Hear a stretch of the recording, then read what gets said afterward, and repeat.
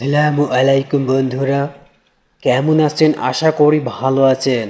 আজকে আমরা জানব হযরত নূহ আলাইহিস সালামের মহাপ্লাবনের ঘটনা। চলুন জেনে আসি। হযরত আদম আলাইহিস সালামের ইন্তেকালের পর অনেক দিন পেরিয়ে গেছে। শয়তানের ধোঁকায় মানুষ ধীরে ধীরে মূর্তি পূজা করতে শুরু করেছে।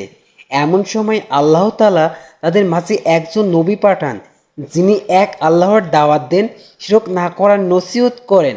তার নাম হযরত নূহ আলাইহিস সালাম। কোরআনে তার নামে একটি সূরা আছে এবং ২৮টি সূরায় ২১টি আয়াতে তার কথা উল্লেখ করা হয়েছে। হযরত নূহ আলাইহিস সালাম ৯৫০ বছর বেঁচে ছিলেন। এই দীর্ঘ সময়কালে অক্লান্তভাবে তিনি কেবল দাওয়াতি কার্যক্রম চালিয়ে গেছেন। কি সকাল, কি বিকেল, কি দিন, কি রাত, প্রকাশ্যে কিংবা চুপিসারে তিনি শুধু এই কথাই বলে গেছেন যে, হে আমার জাতি, তোমরা আল্লাহর ইবাদত করো, তিনি ছাড়া আর কোনো ইলা নাই। তবু কি তোমরা সাবধান হবে না? সূরা মুমিনুন আয়াত ২৩। কিন্তু কেউ তার দাওয়াতে সাড়া দেয়নি, বরং তার সম্প্রদায়ের লোকেরা কানে আঙ্গুল দিয়ে কিংবা নিজেকে কাপড় দিয়ে আড়াল করে ছটকে পড়েছে, তার প্রতি উদার আচরণ করেছে। এটাই ছিল নিত্যদিনের গল্প। এরপরও ধৈর্য ধরে তিনি শুধু দাওয়াত দিয়ে গেছেন। এসব অবহেলা সয়ে তিনি শুধু আল্লাহর কথা বলেছেন। হযরত নূহ আলাইহিস সালাম প্রেরিত হয়েছিলেন বর্তমান সময় ইরাক ও সিরিয়া অঞ্চলে। এর আগে মানুষ কেবল কৃষিকাজ করত। সমাজের মানুষে কোনো ভেদাভেদ ছিল না। কিন্তু ওই সময় সমাজ ব্যবস্থা ধীরে ধীরে নগরকেন্দ্রিক হয়ে উঠতে শুরু করে এবং সমাজে দুই ভাগে বিভক্ত হয়ে যায়। এক ভাগে ছিল অভিজাত শ্রেণী আর অন্য ভাগে ছিল নিম্ন শ্রেণী। অভিজাত শ্রেণীর মানুষ নিম্ন শ্রেণীর মানুষের প্রতি নানাভাবে জুলুম নির্যাতন করত, তাদের নিচু চোখে দেখত। অভিজাতরা দেখতে কেবল মানুষ ছিল, তাদের মাঝে মানুষের কোনো গুণাগুণ ছিল না। তাদের আচার আচরণ ছিল জন্তু জানোয়ারের মতো। তারা ওহাদ, সুয়া, ইয়াগুস, ইয়াকুব ও নাসর নামে ৫টি মূর্তি পূজা করত। হযরত নূহ আলাইহিস সালাম কাউকে ইসলামের দিকে দাওয়াত দিলে তাদের নেতৃবৃন্দ বলতো, তোমরা মূর্তিদের ত্যাগ করো না। তবু নূহ আলাইহিস সালাম আল্লাহর নির্দেশিত কাজ করে যেতেন। মানুষকে এক আল্লাহর ইবাদত করতে বলতেন। কোনোদিন দাওয়াতি কাজ ছেড়ে দেননি, কখন নিরাশ হননি। তার অঞ্চলের নেতৃবৃন্দ বলল, হে নূহ, তুমি যদি বিরত না হও তাহলে পাথর মেরে তোমার মাথায় চূর্ণ বিচূর্ণ করে দেব। এরপর নূহ আলাইহিস সালাম থেমে যাননি। তিনি উল্টো দোয়া করেন, হে খোদা, তুমি তাদের ক্ষমা করো, তারা বোঝে না। কিন্তু দিনের পর দিন শুধু অত্যাচারের পরিণাম বাড়তেই থাকে। অভিজাত লোকেরা তাদের সন্তানদের শিখিয়ে দিত কিভাবে নবী ও মুসলিমদের প্রতি জুলুম করতে হবে।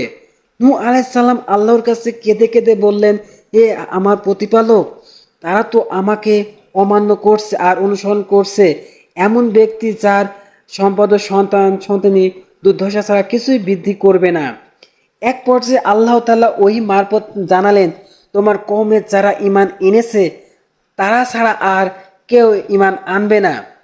হযরত নূহ আলাইহিস সালাম তখন কাতর কণ্ঠে ফরিয়াদ করলেন, হে খোদা, আমাকে সাহায্য করুন, তারা আমাকে মিথ্যাবাদী বলছে।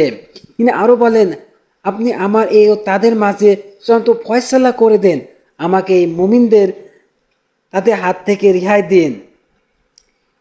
একদম শেষে তিনি বদদোয়া করেন, হে আমার রব, পৃথিবীতে বসবাসকারী কাফিরদের একজনকেও আপনি ছাড় দিবেন না। আপনি যদি তাদেরকে রেহাই দেন তাহলে তারা আপনার বান্দাদেরকে গুমরাহ করে আর কেবল পাপাচারী ফকির কাফির জন্ম দিতে থাকবে। এবার আল্লাহ তাআলা তাকে একটি বিশাল নৌকা তৈরি করতে বলেন। কিভাবে নৌকা বানাতে হবে আল্লাহ তাআলা শিখিয়ে দেন।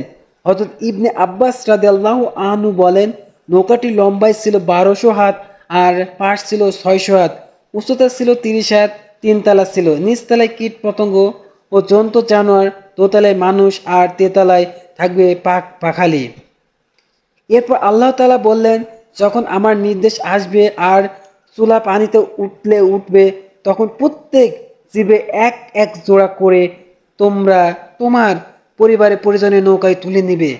তবে তাদের মধ্যে যাদের বিপক্ষে ডুবে মরার পূর্ব সিদ্ধান্ত হয়ে গেছে তাদেরকে বাদ দিয়ে আর জালিমদের পক্ষে আমার নিকট আবেদন করো না, তারা ডুবে মরবে।